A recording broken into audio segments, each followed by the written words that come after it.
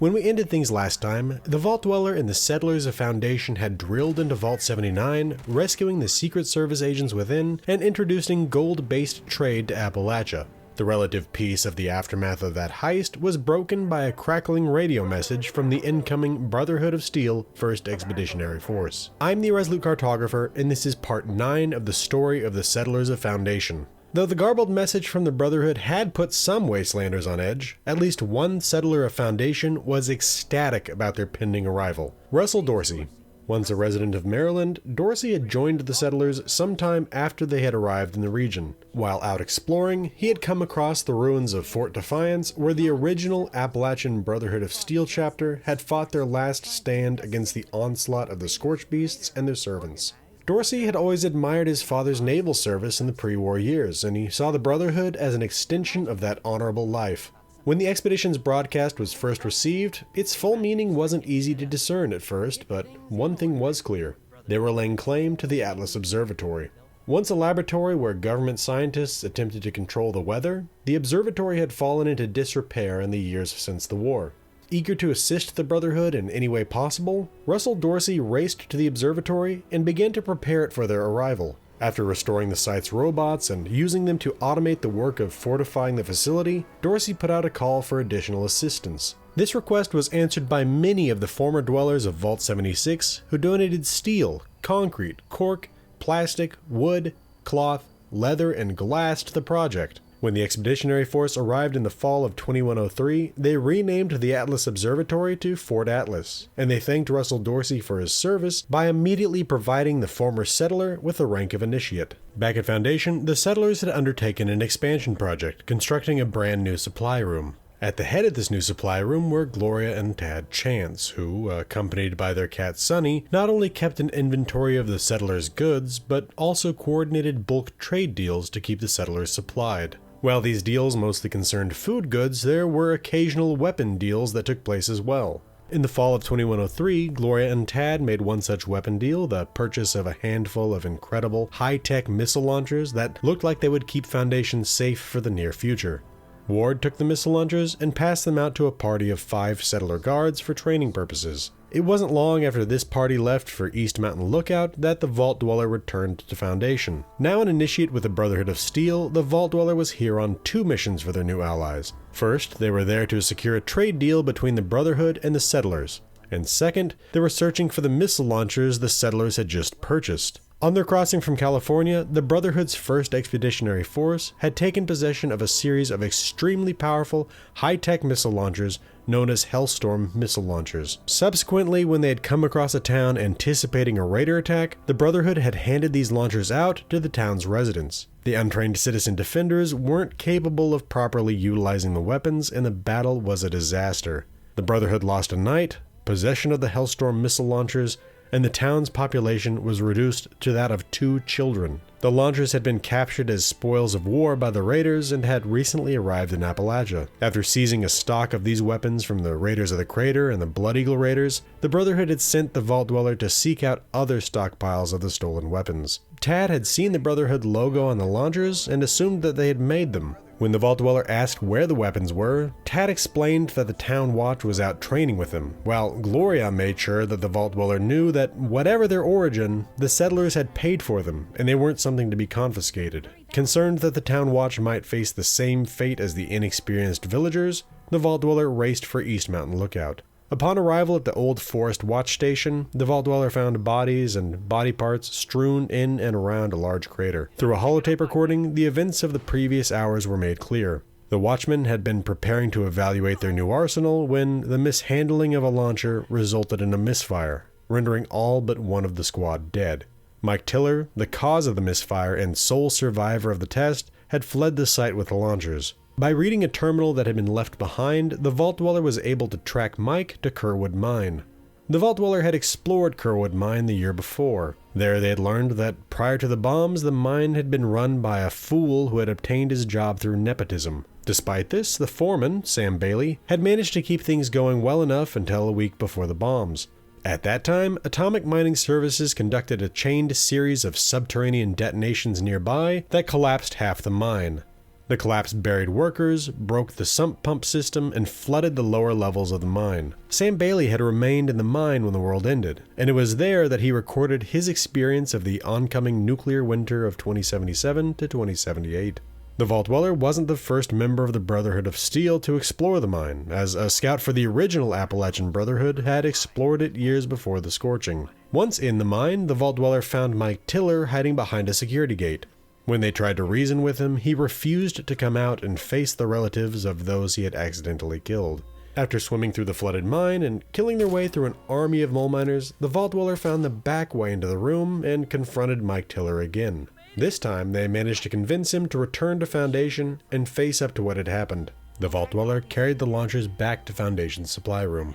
Gloria and Tad were horrified at the result of the test fire of the Hellstorm launcher, but they still felt they couldn't just hand them over. They had paid a lot for them, and they couldn't take that financial hit and still sign a trade deal with the Brotherhood. To cover their losses, the Vault Dweller paid them 2,500 caps from their own pocket. The trade deal secured, the Vault Dweller departed for Fort Atlas with the Hellstorm launchers in hand.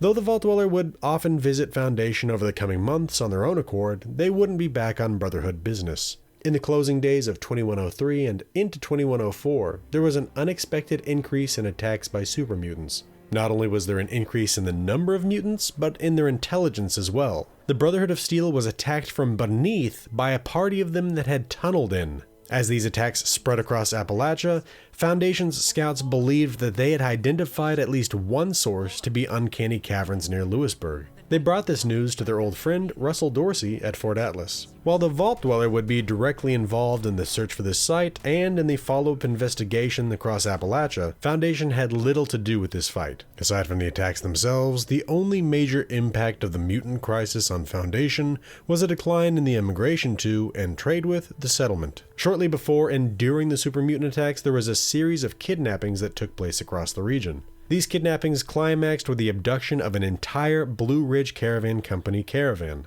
The Brotherhood tracked the mutants and the kidnappings to Vault 96 and Dr. Edgar Blackburn.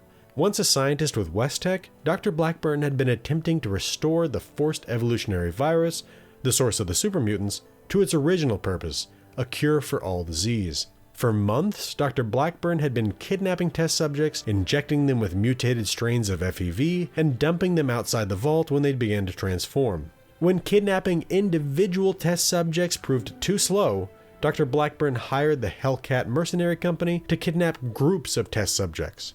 In the end, the Doctor was brought down by the Vault Dweller and their allies in the Brotherhood of Steel. While raiding his lair in Vault 96, the Vault Dweller came across a handful of test subjects and freed them. One of these people was Cassie Holloway, who would go on to settle at Foundation after her liberation and would spend her time in the supply room. Holloway had been on her way to Appalachia to visit her uncle, the farmer Art Knapp, when she was kidnapped along with the rest of her caravan. In the aftermath of the Blackburn affair, the super mutants may have stopped attacking Foundation directly, but they didn't stop being a threat to other settler sites. In June 2104, the settlers of Foundation attempted to establish a new outpost. Kenneth Dean led Marilyn, Ruggie, Tom, and Samuel Hackerman to the nuclear bomb craters northeast of Foundation. While construction started well, the workers were running through their supplies far more quickly than they expected, and theft was suspected. Then came the sounds of heavy footfalls and growling outside their tents at night. At last came the revelation that they were dealing with another band of super mutants. Not long after this discovery, all 5 settlers lay dead in their partially built camp, having fallen in combat with the giant mutants. Later in 2104 came news from the White Spring Resort. Once abandoned by all but the robotic staff, the ancient hotel had new denizens, the Reborn Responders Organization. Headed by Rucker, the new responders hoped to follow in the footsteps of the original faction in helping to rebuild society and care for those in need. Along with this, they had access to a working vertibird and were making expeditions to the settlers' old stomping grounds, the Pit. Though the settlers were happy enough to leave their nightmares in the Steel City behind, they did send a representative to the White Spring to witness the events and bring back any available supplies. Okay, that covers the narrative, but there are a few settlers that didn't make it into the main story of the settlers, as their stories were unconnected to it, or because including them in the narrative would have been potentially distracting. First, we have the Sunnies. 3 robots, all named Sunny, that run the general store, armory, and kitchen in the Foundation marketplace. Each of them considers themselves to be the true Sunny and the others to be imposters. Next we have Kip, Kip is one of the 4 settlers who died at the observation camp. While all the corpses are unnamed, we know Kip's name thanks to Aubrey mentioning that he had the sound of Kip's head being caved in ingrained in his memory. Third, we have Heather Ellis and her dog Chloe. Heather and Chloe came to Appalachia with the settlers but ventured out to explore the region. They now dwell in Flatwoods, where Heather spends her time admiring the original responders. Fourth, before the bombs, Maggie Williams was a citizen of Monongah. The town was a coal mining community until Daniel Hornrat showed up, promising a risk-free life for miners and royalties for their coal for years to come. His auto miners subsequently exhausted their mines in short order, leaving the town destitute. When word came down that Hornwright was going to close the mine, many of the townspeople went inside to loot what equipment they could so that they could try to live off the sales of the pilfered goods. What they didn't know was that the mine was scheduled to be sealed. The charges detonated with many of the people of Monongah still inside, Maggie's father included. Upon meeting the Vault Dweller, she requests that they investigate the mine and discover the fate of her father. After blowing the mine open with a nuclear missile, the Vault Dweller discovered that Maggie's father had become the heart of a monstrous creature known as the Wendigo Colossus. Fifth, we have a settler that can only be met when working for the Raiders of the Crater in the Vault Raid, Rocco. Rocco was a problem for the settlers, stirring up antagonism between the people of Foundation for his own amusement. When they'd had enough of it, Rocco was banished from the settlement, but he didn't go far and ended up residing in the old boat shop on Spruce Knob Lake. Desperate to regain his place with the settlers, Rocco traded the raider Vlad information on Foundation in exchange for his cooperation in scuttling the raiders' Vault 79 heist attempt. Upon being caught, he can either be killed or exiled from Appalachia. Sixth, Frankie Beckett, the younger brother of Beckett, the companion for the Vault Dweller, came to Appalachia with his brother in 2103. While Beckett went off to become a Blood Eagle Raider, he left Frankie behind in Foundation to keep him safe. Frankie eventually became a Blood Eagle himself after his elder brother had already left the organization. Today, Frankie is either dead by his own brother's hand in the Watoga Underground or working as a trader. Seventh, we have Isla and her mother, a couple of the original settlers of Foundation. Neither can be found in the game, but we know that Isla is Frankie Beckett's girlfriend who is currently hiding from the Blood Eagles. Eighth, Russell Dorsey wasn't the only settler to join the Brotherhood. Though Luis Ramirez and his parents came to Appalachia with the settlers, Luis joined up with the Brotherhood upon their arrival. Ninth, we have Forager, a light companion of the Vault Dweller. Once an author, Forager is ready to kick back and enjoy retirement in the post-war. Upon successfully soliciting the Vault Dweller for a place to relax, the Vault Dweller receives plans for the Forager's favorite chair, and can build it back at their camp. Lastly, we have the Wanderer, another light companion of the Vault Dweller. This character can potentially be encountered in the wilderness of Appalachia, and invited to spend time at the Vault Dweller's camp. Unfortunately, many hours of searching for this elusive individual proved fruitless for me, so I don't have anything to show you of her. Alright, that should do it for this episode, and for this series. I'll now assemble these 9 scripts into a single unabridged video, possibly moving some content around here and there. A special thank you to my patrons and channel members, and a thank you to all of you who came by to watch this video. This has been the Irresolute Cartographer. I'll see you again next time.